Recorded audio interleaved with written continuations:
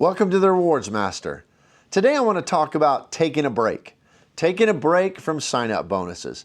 For those of us who love the points and miles hobby, we know that the best way to rack up points, to get the best multipliers on your spend, is to get as many sign-up bonuses as you can. Because no everyday multiplier on any credit card will ever quite match up to what you can earn with that 80,000 or 100,000 or 150 or 200,000 point sign-up bonus for the spending you're doing to achieve it. So oftentimes we have pretty high velocity. We go through this game and we get card after card after card after card. But sometimes for multiple reasons, you gotta slow down. So today, because I'm kind of moving into a slowdown period myself, I'm going to talk to you about 7 reasons that I see that a person would need to slow down their velocity and take a break from sign-up bonuses. So if you would, hit the like and subscribe button, and let's look at it together.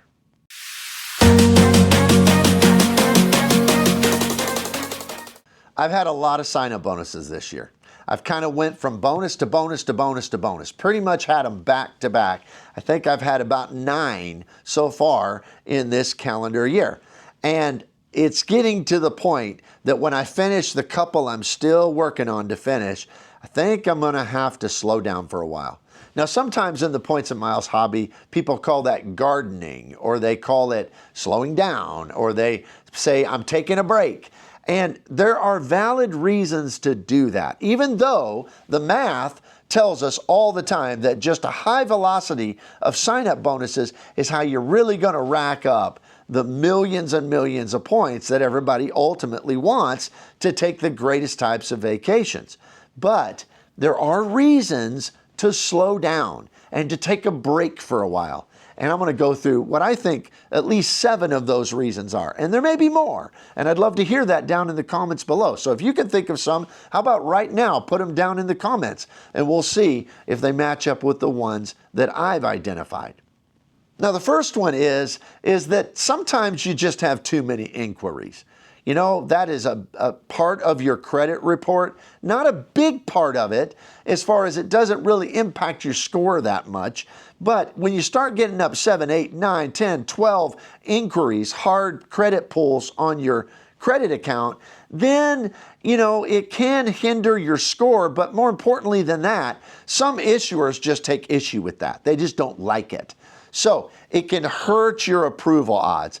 And, you know, when you start getting those rejections, even though it doesn't really matter at the end of the day, it's still psychologically kind of hard to take. So sometimes if you start getting up a lot of inquiries, you might say, you know, I'm going to wait a little bit and let some of those inquiries fall off my credit report so I look like, you know, a person who's a little more desirable for creditors and not a person that's just constantly getting credit, even though you are. Not a person that looks like they're constantly getting credit. The second thing is one that in this world of points and miles, in this hobby we all know well, which is the Chase 524 rule.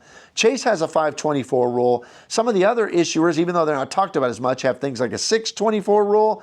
But this is basically if you've gotten 5 cards from any issuer in the last 2 years, then they're going to deny you for a new card. So people really work hard to stay under that 524. Now, for some of us, it doesn't matter so much. For me, I don't really think about it very much because there's not a lot of Chase cards I want. I mean, I do like the ink cards because you can get great bonuses on those.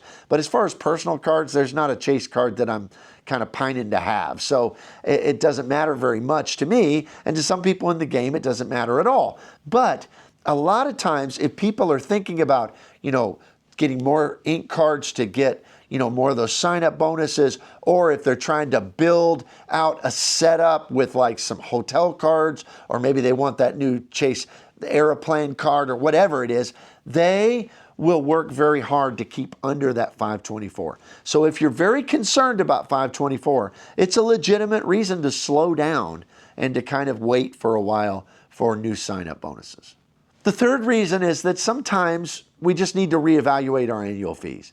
You know, if you're getting card after card after card after card, a lot of them have very high annual fees, and you can very quickly rack up $1,000 or $1,500 or $2,000 or even higher in annual fees every single year, and suddenly it's out of control. So I think that sometimes we need to slow down just to reevaluate, to determine which cards am I going to cancel, which ones am I going to downgrade, which ones am I going to keep, how much of an annual fee am I comfortable with overall.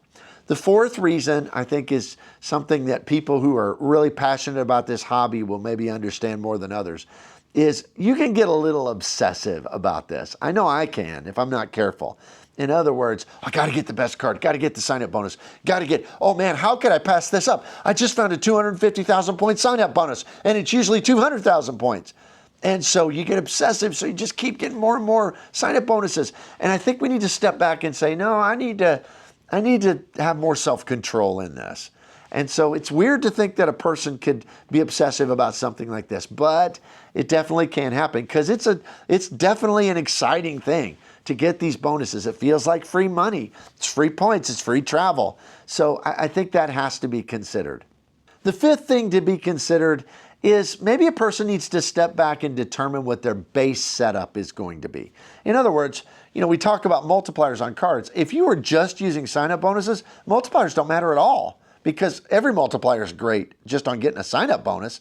But sometimes you need to have a setup that's your basic setup, the one that you use when you're not working on a sign-up bonus, because the day will come when you can't be getting a sign-up bonus. So what are you going to use for dining? What are you going to use for gas? What are you going to use for grocery? All of these different categories. So it might be worthwhile to step back for a while and to work out your base setup and to figure out what cards am I going to keep long-term because they're my base and which ones make sense in that regard. The sixth thing, and now we're getting into some really important ones, is if you're a person who's paying interest on your credit cards because of all these sign-up bonuses, then you need to slow down. You need to step back because interest is the great, great evil of the credit card points and miles hobby because it will eat your points away. It will eat your rewards up. And I realize people have circumstances unexpected in their lives, but for the most part, if those circumstances happen, then you need to get that paid off and you don't need to be getting more credit cards. That's just a fact. So please, please, please, if interest is ever being paid on your credit cards, then take a step back and wait. Pay it off. Get in a good financial situation, which leads us to the last one, number 7, which is if you are overspending on these sign-up bonuses, then you need to slow down and stop. In other words, some of them have things like $4,000 in 3 months, or like if it's American Express Business Platinum, $20,000 in 3 months. And you might be so tempted by the points that you're spending money on stuff that you can't afford, or that you wouldn't spend money on, or that, is going to be a waste of your resources. Don't do that. If your spending is getting out of whack because you're getting sign-up bonuses, then slow down. Realign it all. Don't do that.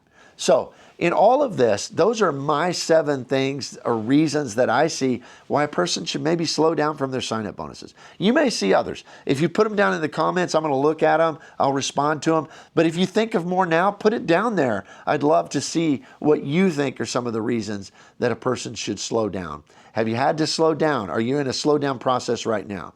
Well, that's going to be the case for me for a little while to come.